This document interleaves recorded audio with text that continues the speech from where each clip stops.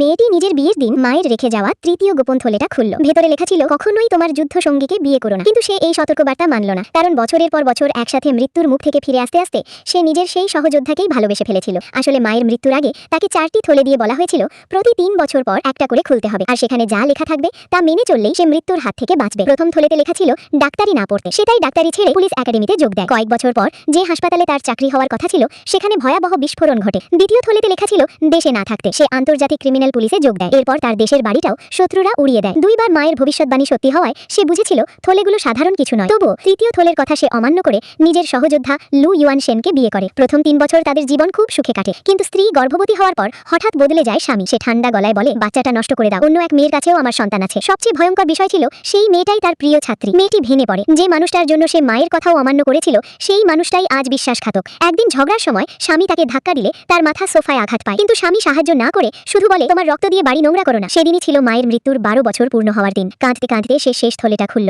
ভেতরে লেখা, কখনোই ডিভোর্স দিও না। কিন্তু এবারও সে মায়ের কথা মানল না। সরাসরি আইনজীবীকে ফোন করে বলল, আমি ডিভোর্স চাই। পরদিন স্বামী খবর পেয়ে ছুটে এসে ডিভোর্স পেপার ছেড়ে ফেলে। তারপর ভয়ঙ্কর একটা কথা বলে, তুমি এখনো বেঁচে আছো শুধু আমার সঙ্গে বিয়ে হয়েছে বলে। কথাটা শুনে সে অবাক হয়ে যায়। ঠিক তখন থেকেই তার চারপাশে অদ্ভুত ঘটনা ঘটতে শুরু করে। লাল কাপড় পরা ছায়ামূর্তি, হঠাৎ আগুন, বিস্ফোরণ, সব যেন তাকে মেরে ফেলতে চাইছে। সে বুঝতে পারে হয়তো মায়ের সতর্কবার্তা অমান্য করার কারণেই কোনো অশুভ শক্তি তাকে তাড়া করছে। এরপর একদিন শুটিং রেঞ্জে সে নিজের ছাত্রীর মুখোমুখি হয়। সেই মেয়েটা যেন মানুষ নয়, এক ভয়ঙ্কর পিশাচের মতো আচরণ করছিল। আর সবচেয়ে ভয়াবহ ব্যাপার, তার স্বামী সব জেনেও সেই মেয়ের পক্ষ নিচ্ছিল। হঠাৎ গুলির লড়াই শুরু হয়। মেয়েটি বুঝে যায় তার স্বামী চাইলে সহজেই তাকে বাঁচাতে পারত, কারণ সেনাবাহিনীতে থাকাকালীন প্রতিটি বিপদে এই মানুষটাই তার সামনে ঢাল হয়ে দাঁড়াতো। কিন্তু এবার স্বামীর ছোড়া গুলি তার বুক ভেদ করে যায়। রক্তাক্ত অবস্থায় মাটিতে পড়ে সে শুধু একটা প্রশ্নই ভাবছিল, যে মানুষটা একদিন আমার জীবন বাঁচাতো সে আজ আমাকে মারতে চাইছে কেন? হাসপাতালে জ্ঞান ফেরার পর ডাক্তার বলে, তোমার স্বামী সারা রাত তোমার পাশে বসেছিল, তোমাদের সম্পর্ক সত্যিই গভীর। কিন্তু মেয়েটি তিক্ত হাসি দিয়ে মনে মনে বলে, বাইরে ভালো স্বামীর অভিনয় আর ভিতরে আমার মৃত্যুর পরিকল্পনা। লু ইউয়ান সেন, তুমি সত্যিই ঘৃণ্য।